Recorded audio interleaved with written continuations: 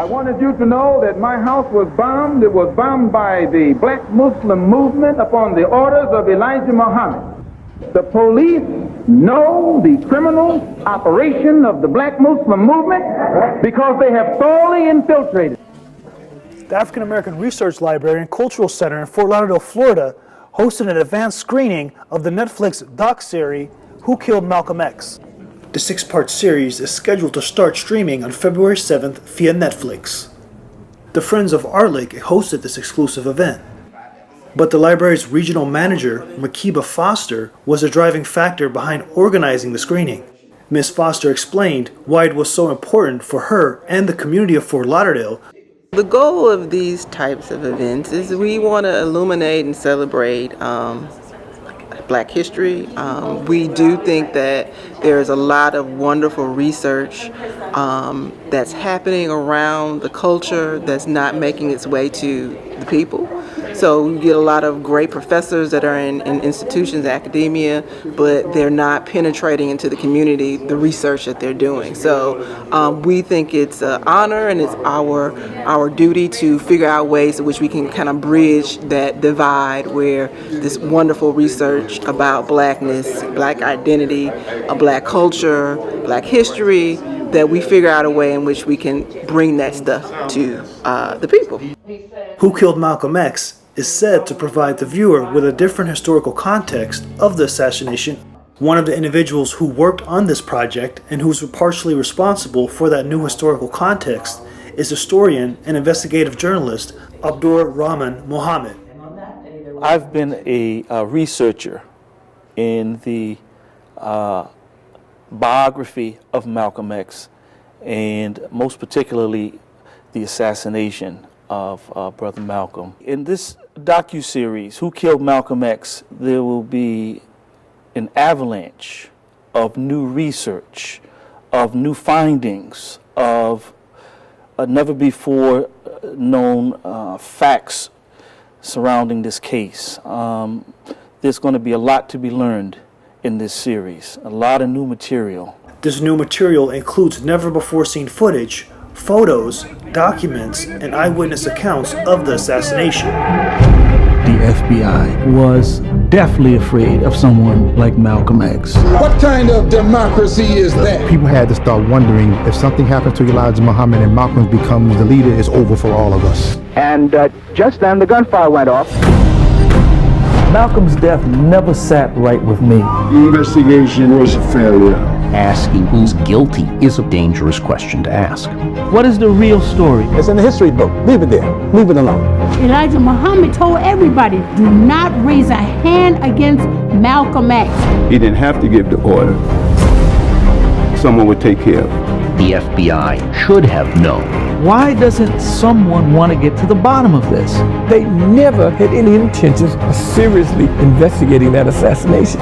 That is my mission. I'm not going to stop until I get justice. Because the official count of who killed Malcolm X, it's not true. Muhammad found that Brother X had a lot of enemies. Did the Honorable Elijah Muhammad want Malcolm X killed? Were members of the Nation of Islam involved with his murder? Or did J. Edgar Hoover and the U.S. government kill him?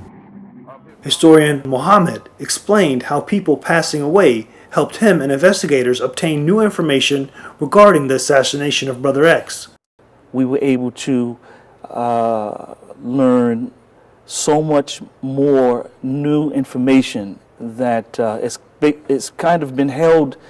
It's been held closely to the chest for decades. We're now at a period in time, some 55 years later, when many of these brothers and sisters want to bare their soul and tell what they know, and put it all down before they meet their maker.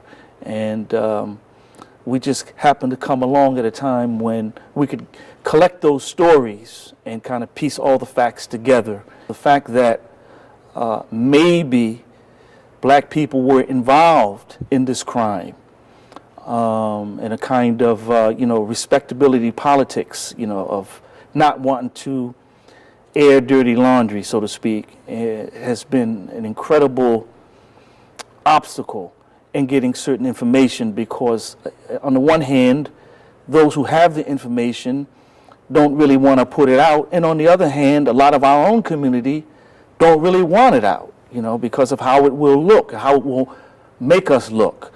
And this wasn't the case in the assassination, of Dr. King, for example.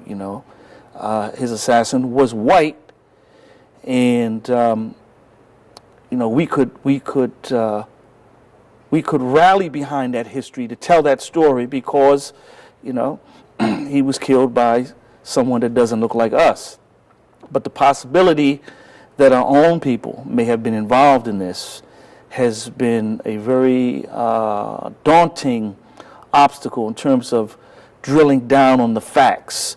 Many people just didn't want to talk about it for those reasons. In the years of doing this research, I also had to be mindful of the fact that there's, living, participants who don't want this material out there, and could possibly bring some harm to myself or my family. So that's also been one of the major challenges in getting the truth, is that the way Brother Malcolm was cut down in cold blood, right, in front of an audience of 400 people in broad daylight, it sent a chilling message to anyone who would want to investigate this crime, that, hey, we could do the same to you too as well. And the message was taken loud and clear. And so, all parties and all interests decided that maybe it's not to my own personal interest to get in this matter, because it could be quite dangerous. You have to tell the truth wherever it falls, wherever it lies. Wherever we end up by telling the truth. My philosophy has been that we can't let truth be the enemy.